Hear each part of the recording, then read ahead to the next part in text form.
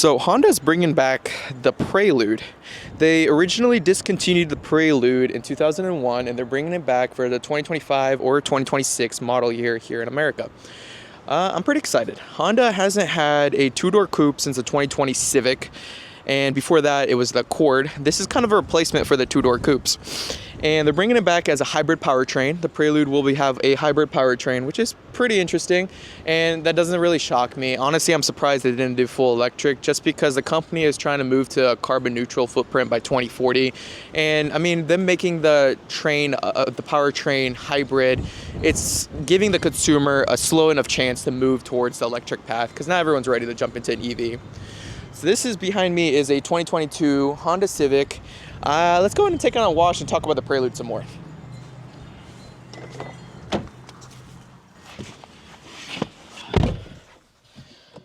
Another great reason why the Honda Prelude is going to be an amazing car, and I'm so excited for it, is going to be the fuel economy. They are building this on the Civic platform, so the fuel economy is going to be there. It's going to be a hybrid powertrain. It's not going to be a very big car.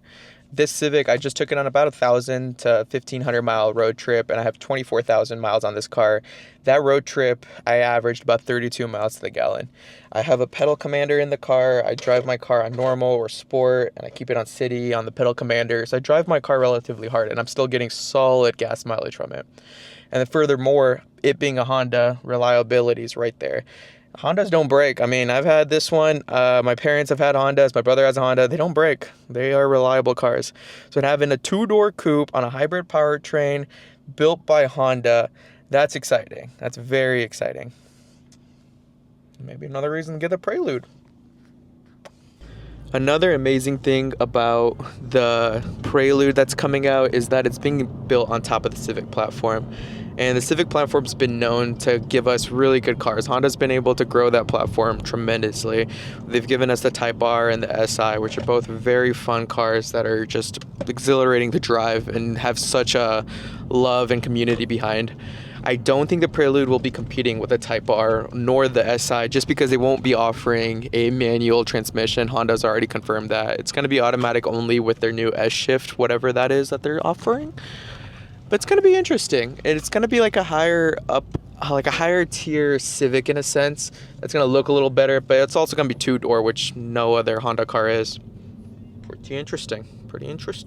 Maybe another reason to get the Prelude perchance. Who knows? We're at a car wash.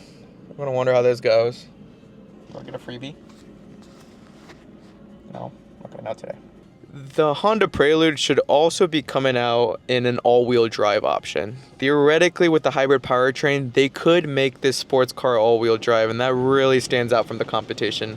I personally don't want to purchase a front-wheel drive Prelude, but I will. This entire channel is going to be about the Prelude. I can't wait to buy one whenever it's available.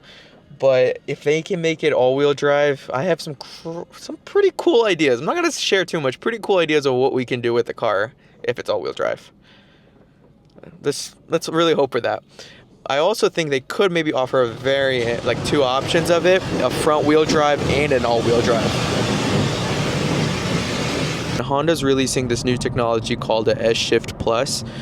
The S-Shift Plus should be pretty cool. It's supposed to mimic a manual transmission in a sense, but it uses the paddle shifters to mimic it. Hopefully it's pretty cool. I mean, the Prelude's known to be doing pretty fun, cool, different things that Honda tests out on the Prelude and then maybe releases out to the other main cars. So we'll see what they offer with this 2025 or 2026 model year. Stay tuned, I guess.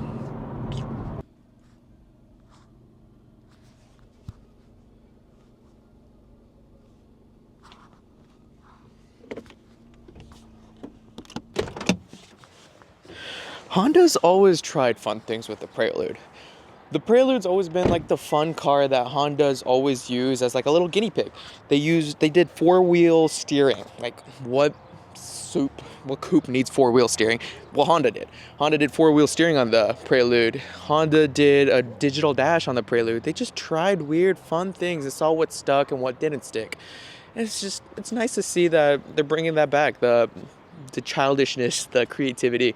They're bringing it all back. On top of that, if you haven't seen a picture of the Prelude, if I can figure out how to edit that into this video, I will show you a picture of it. It is fucking gorgeous. That car is beautiful.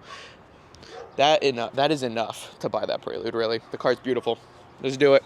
Let's buy it. Where am I going? All right. Thanks for watching this video, guys. I'll see you guys later. So these are some of the images that Honda released to the public for what the Prelude should be looking like in the 25-26 model year. And this is what they showed off at their latest press release that they sent to everyone.